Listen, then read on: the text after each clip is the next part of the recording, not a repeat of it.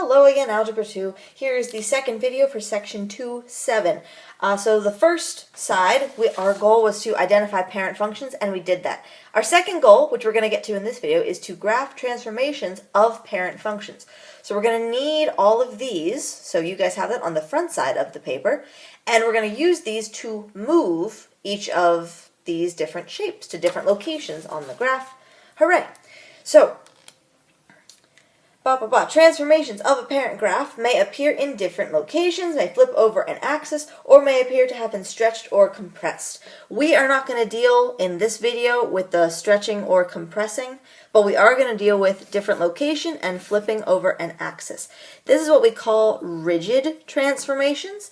It just means that the shape of the graph itself does not change. It just moves somewhere. When we stretch them and compress them, it gets a little bit different there. So we're not going to work with those in this chapter. So this space here, we're going to take some notes. Take some notes about what the different types of movements are and what happens in your function formula to show those movements. Make sure you commit these to memory. Make sure you commit these to memory and remember what each of them does. So here we go. First off, let me explain something. Let's talk for a second about inside the function versus outside the function. Let's say I have x squared. That's my function. We know that's a quadratic. If I am talking about inside the function here is a squaring function, right? I'm taking a value and I'm squaring it, so that is my function. When I say something is inside the function, it is inside of the squaring, meaning I might have something that looks like this. X plus 2, and then I square it. That's inside the function. It's inside the squaring.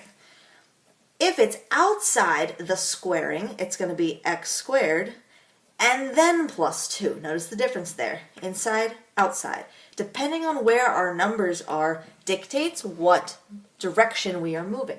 So let's talk about these. We can do an up-down movement. We can do a left-right movement. Then we can do reflections over the x or the y axis. Explain more about what each of these means in a second. So first let's do an up-down transformation. If I am going to shift or translate my parent function up or down, I am going to add or subtract something to the outside of my function. Specifically, if I have, let's say, x squared plus 1, it's going to move my graph up one space. If I have x squared minus 1, it's going to move down one space. And that's true every time. Plus a number moves it up. Minus a number moves it down. If I'm going left-right, I want to go on the inside of the function. I might have x plus 1 squared or x minus 1 squared.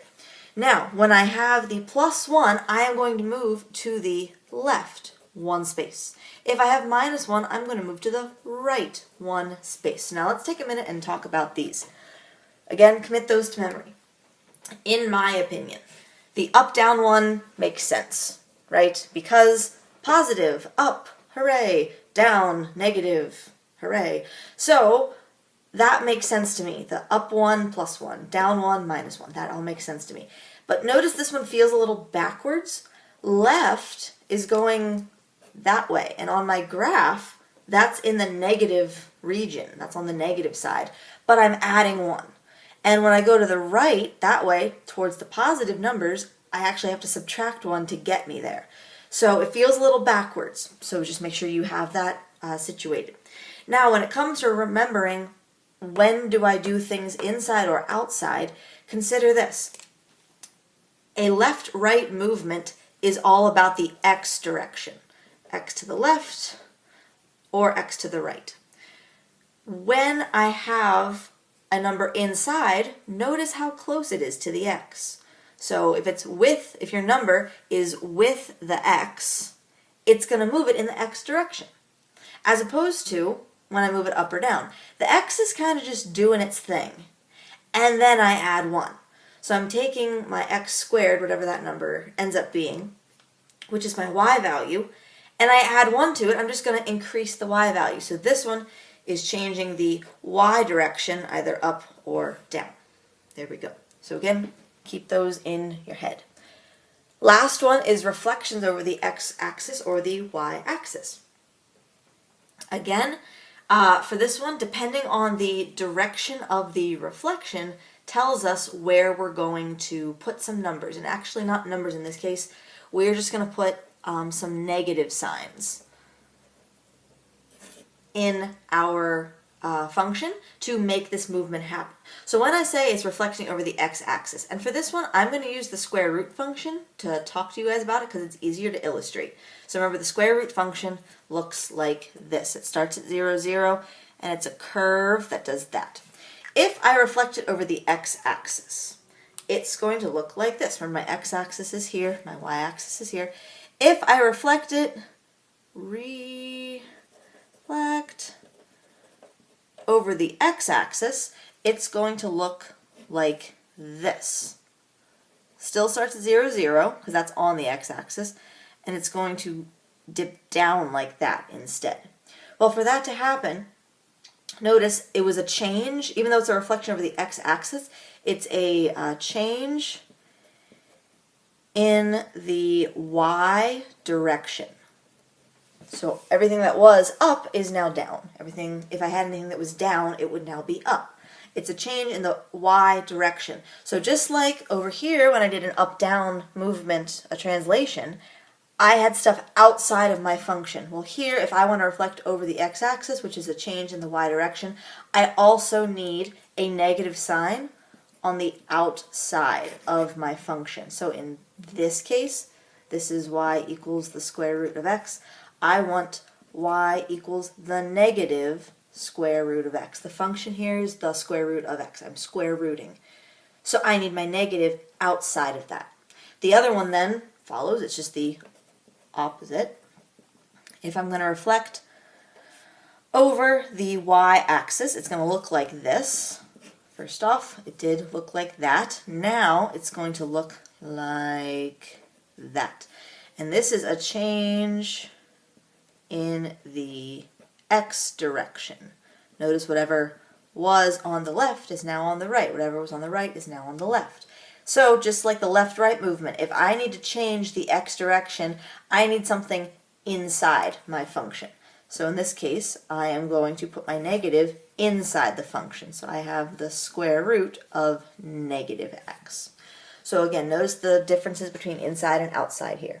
So what we're going to do is take a look at some examples where these different changes have occurred. So first example here, excuse me, they give you the function y equals the negative absolute value of x, the opposite of the absolute value of x. Well, if I go up to my notes, I see that when a negative is on the outside, it's going to change the y direction. It's going to reflect over the x-axis, and I see that happening in my example here.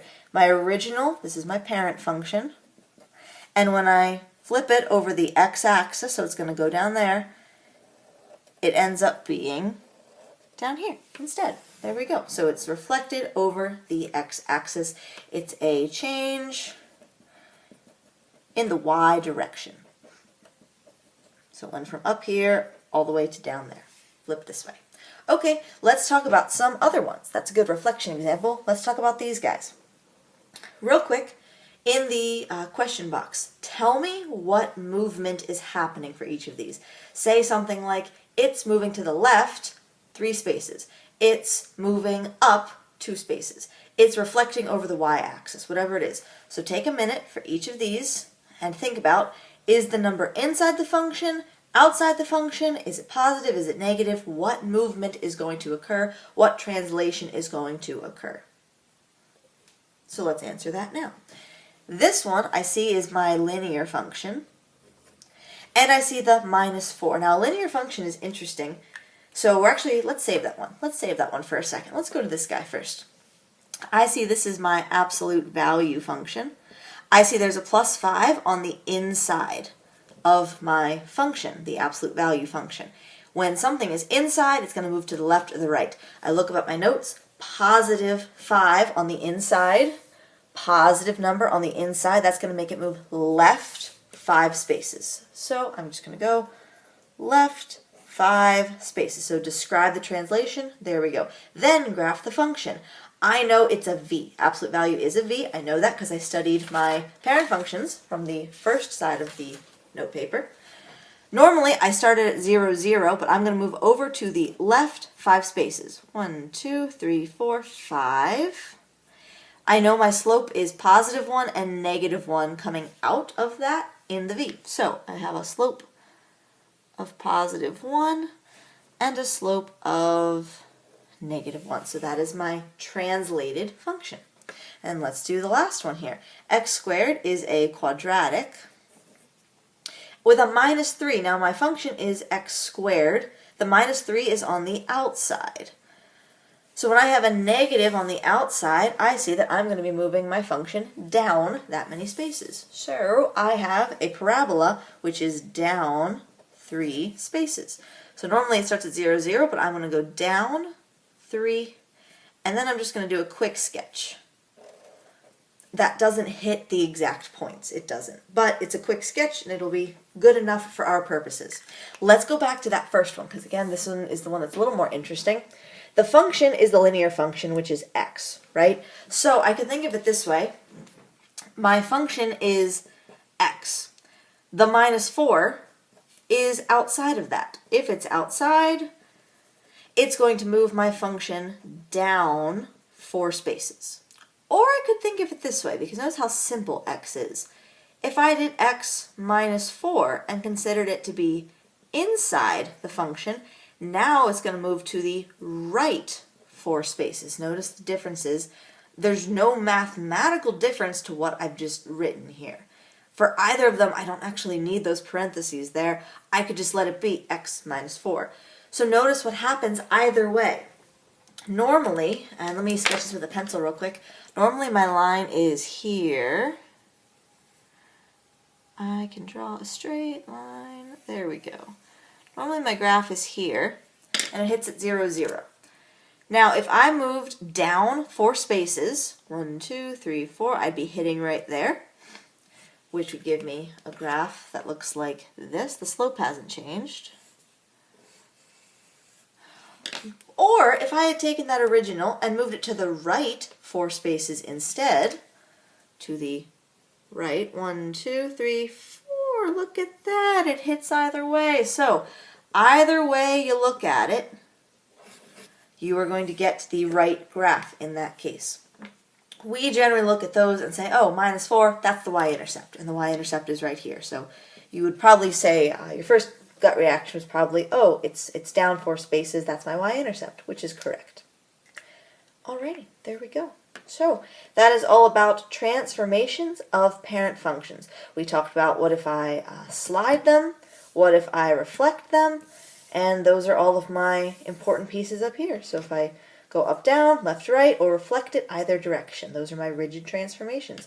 So again, commit those to memory, all 6 of those types of rigid transformations. And we'll talk about parent functions and their transformations more in class later.